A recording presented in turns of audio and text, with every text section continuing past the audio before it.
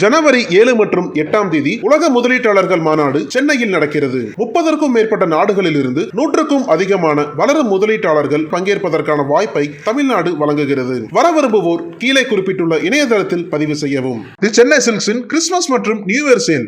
Let the celebrations begin. குப்பையில் இருந்த மர்ம பொருள்.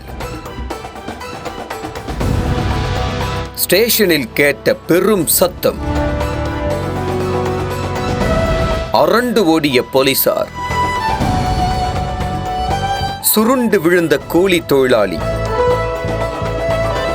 அதிர்ச்சியில் உறைந்த சங்ககிரி.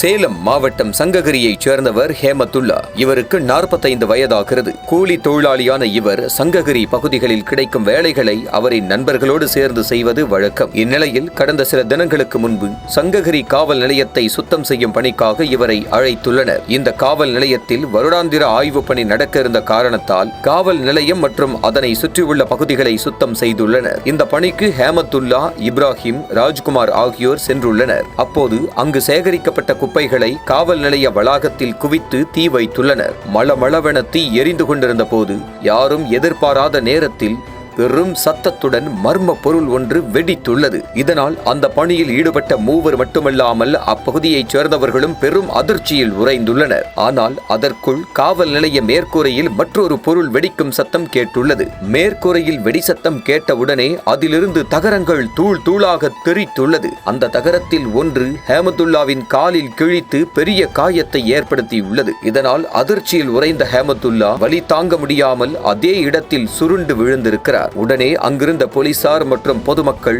இரத்த வெள்ளத்தில் கிடந்த அவரை மீட்டு சங்ககிரி அரசு மருத்துவமனைக்கு அனுப்பி வைத்துள்ளனர். ஆனால் மருத்துவமனைக்கு செல்லும் வழியிலேயே ஹேமத்துல்லா பரிதாபமாக உயிரிழந்தார். இந்த செய்தி போலீசாருக்கு தெரிந்ததும் அவர்களும் அதிர்ச்சியில் உறைந்துள்ளனர். அதன் பின்னர் இது குறித்து ஹேமத்துல்லாவின் குடும்பத்தாருக்கு தெரியப்படுத்தியுள்ளனர். அதன் பின்னர் அவரின் உடலை பிரேத பரிசோதனைக்காக சங்ககிரி அரசு மருத்துவமனைக்கு அனுப்பி வைத்துள்ளனர். இதற்கிடையில் இந்த தகவல் அறிந்த ஹேமத்துல்லாவின் பெற்றோர் மற்றும் உறவினர்கள் மருத்துவமனையில் குவிந்துள்ளனர். அங்கு சென்றவர்கள் ஹேமத்துல்லாவின் உடலை பார்த்து கதறி அழுதுள்ளனர். இதனால் மருத்துவமனை வளாகத்தில் பெரும் பரபரப்பு ஏற்பட்டுள்ளது. இது ஒருபுறம் இருக்க, காவல் நிலையத்தில் இந்த வெடி விபத்து ஏற்பட்ட போது சாலை விபத்து தொடர்பாக பவானியிலிருந்து விசாரணைக்கு சென்ற பரத் என்பவர் மீதும் தகர துகள்கள் கிழித்துள்ளது. இதனால் அவருக்கும் அதிகமான இரத்த கசிவு ஏற்பட்டுள்ளது. அவரை சம்பவ இடத்திலிருந்து மீட்ட போலீசார் அவரையும் மருத்துவமனைக்கு கொண்டு சென்றுள்ளனர். அவரை பரிசோதித்த மருத்துவர்கள் அவருக்கு தீவிர சிகிச்சை பிரிவில் வைத்து சிகிச்சை அளித்து வருகின்றனர். இந்நிலையில்